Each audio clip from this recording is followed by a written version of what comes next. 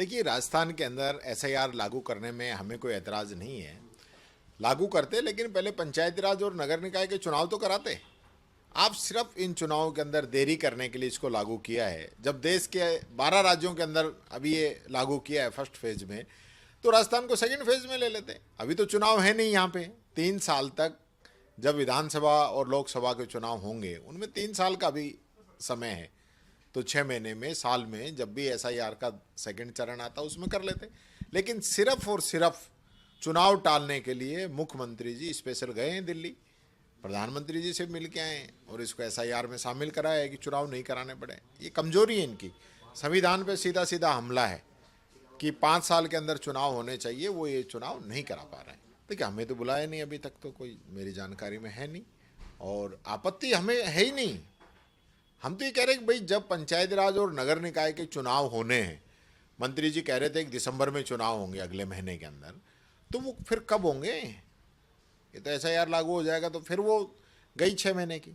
तो ये सिर्फ चुनाव टालने के लिए एसआईआर करा लेना।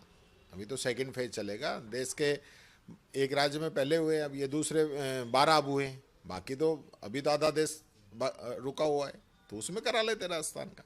पर सिर्फ और सिर्फ चुनाव में डिले करने के लिए। करेंगे कैसे, कब से करेंगे? कोई तारीख है इसमें? कोई तारीख बताएं कि किस तारीख से आप शुरू कर रहे हो। ऐसे जमा खर्च से कुछ नहीं चलेगा। आपने कहा था हम पहली साल में सारी शिक्षा विभाग की नौकरी भर देंगे, भर दी क्या आपने? आपने कहा था हम बच्चों को ड्रेस के 1200 रुपये देंगे, दे दिए क्या आपने? आपने 1200 की जगह 600 दिए, और उल्टा जो जर्नल और ओबीसी कास्ट है उनके बच्चों को दिए ही नहीं। तो ये जो काम जो हो रहा है, विद्यालय गिरने लग रहे हैं, वहाँ जाते देखते आज ये घोषणा करते कि हमने हमारे जो पूरे स्कूलों का सर्वे करवाया है, जिसके अंदर हमारे इतनी बिल्डिंगें जो है जर्जर है और उसमें हमने इतने पैसे मंजूर कर दिए। हालत ये हो गई कि बच्चों को बैठने के लिए स्कूलों में जगह नहीं। बरसात होते ही जो है कलेक्टर जो है स्कूलों की छुट्टी कर देते हैं। ये हालत राजस्थान के अंदर होगी। राजस्थान का एजुकेशन मॉडल हम लेके आए थे। Mahatma Gandhi English medium school हमने शुरू किए थे। देश के अंदर राजस्थान का नाम था एजुकेशन में, बच्चों का नामांकन बढ़ा था। आज बच्चे स्कूल छोड़ के जा रहे हैं। ये हालत हो गई है। स्कूलों के अंदर टीचर नहीं है, आपके फाइलें पड़ी हैं, कोई देखने वाला नहीं है। तो ये जो हालत राजस्थान की हो रही है, इस पे ध्यान देने की जरूरत है। देखिए, बिहार के अंदर हमने जो मैनिफेस्टो जारी किया है, मैं समझता हूँ ऐतिहासिक रूप से वहाँ पे काम होगा। इंडिया गठबंधन की सरकार बनेगी और विशेष रूप से चाहे मेडिकल की बात हो, चाहे पेंशन की बात हो, दिव्यांगजनों की पेंशन की बात हो, और सरकारी नौकरी की बात हो, ऐतिहासिक काम होगा। तेजस्वी जी जब डिप्टी सीएम के रूप में उन्होंने काम किया तो जो वादे किए थे करके दिखाए थे। तो आज भी हमारी सरकार बनते ही जो वादे हमने किए हम पूरा करेंगे।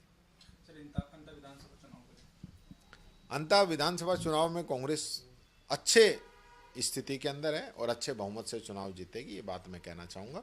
अच्छा प्रचार चल रहा है, आम जन का समर्थन जो है प्रमोद जैन भाया जी को मिल रहा है। देखिए, राजस्थान के अंदर सेम नेचर के हादसे लगातार होते जा रहे हैं। चाहे एक्सीडेंट की बात हो, बसें जलने की बात हो, चाहे हॉस्पिटल्स के अंदर आग लगने की बात हो, चाहे स्कूल गिरने की बात हो, ये ऐसी चीज़ें हैं जो रोज़ाना हो रही है। सरकार कोई ध्यान नहीं दे रही है। पूरी सरकार जो है दिल्ली की हाजिरी के अंदर लगी रहती है। मुख्यमंत्री जी फिर अब 2 दिन पहले दिल्ली जाके आए, तो कितना दिल्ली जाएंगे? थोड़ा राजस्थान के भी दौरे कर लें तो पता तो चले राजस्थान में हो क्या रहा है। रोज़ाना लोग मर रहे हैं, कानून व्यवस्था चौपट हो चुकी है, लोगों को सरकारी योजनाओं का लाभ नहीं मिल रहा है। खुद सरकार के कैबिनेट मंत्री ये कहते हैं कि हमारी सरकार की मॉनिटरिंग कमज़ोर है, जिसकी वजह से इस प्रकार की घटनाएं हो रही है। तो आप समझ सकते हैं हालत क्या है इस सरकार की।